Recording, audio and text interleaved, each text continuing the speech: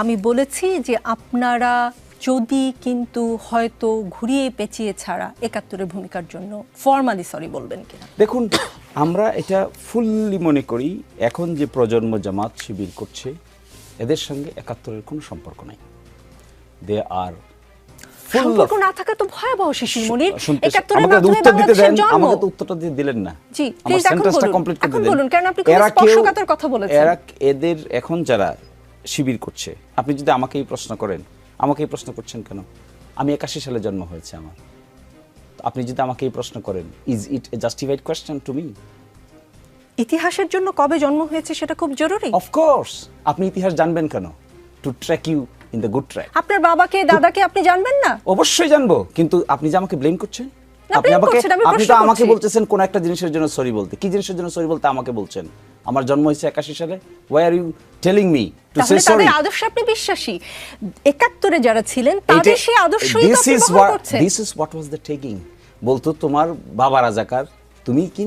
তোমার তো জন্ম পড়ে, তাহলে তুমি কি? তুমি হলো চেতনায় রাজাকার। This narration has been widely rejected by the nation.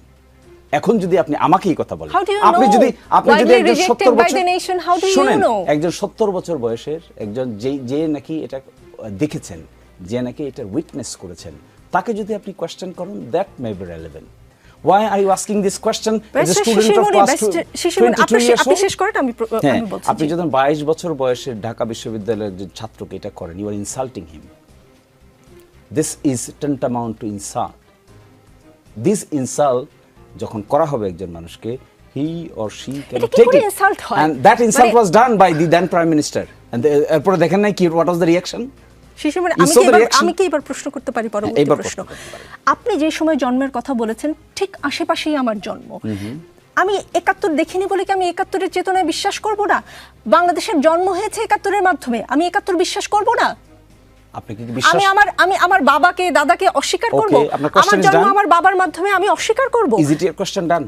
হ্যাঁ, let me answer. আপনি বিশ্বাস করবেন না করবেন এটা তো প্রশ্ন না। প্রশ্ন হলো you are asking me to say sorry. For what? Did I do anything?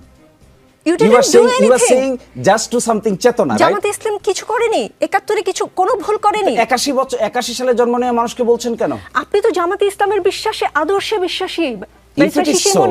If it is so, then the answer is Jamaat Islami as of today repeatedly attempted to express their opinion what they did in 1971, and repeatedly, and even if it has been said repeatedly, the people like you is again asking the same questions. What would be his perception then?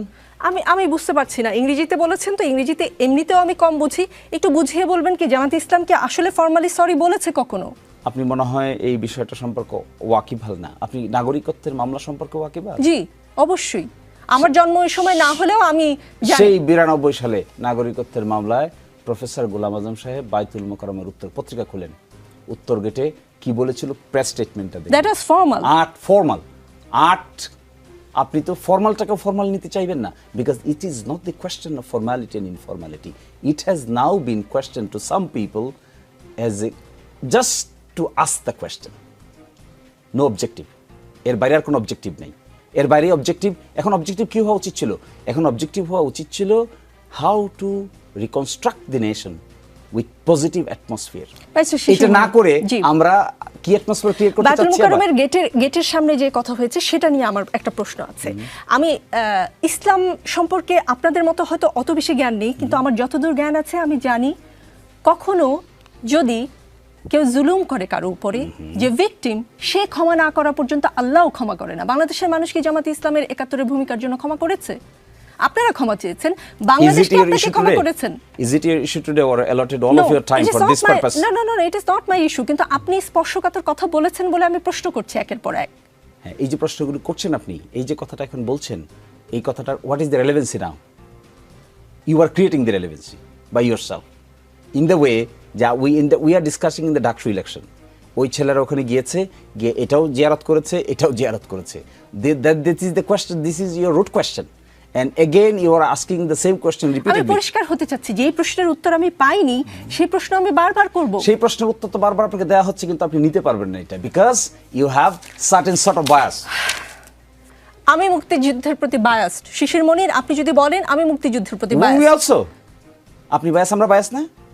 আপনি কি আমরা যখন Democratic অ্যাটমসফিয়ারের কথা বলি, আমরা যখন মুক্তিযুদ্ধের চেতনার কথা বলি, আমরা যখন মানবিক সাম্য, মানবিক মর্যাদার কথা বলি, আমরা যখন ডেমোক্রেসির কথা বলি, ফ্রি ফেয়ার এনভায়রনমেন্টের কথা বলি, রুল অফ লয়ের কথা বলি, ট্রান্সপারেন্সি অ্যাকাউন্টেবিলিটির কথা বলি, is this not our biasness? These are hour biasness. And এই প্রিন্সিপাল কোত্থেকে আসছে?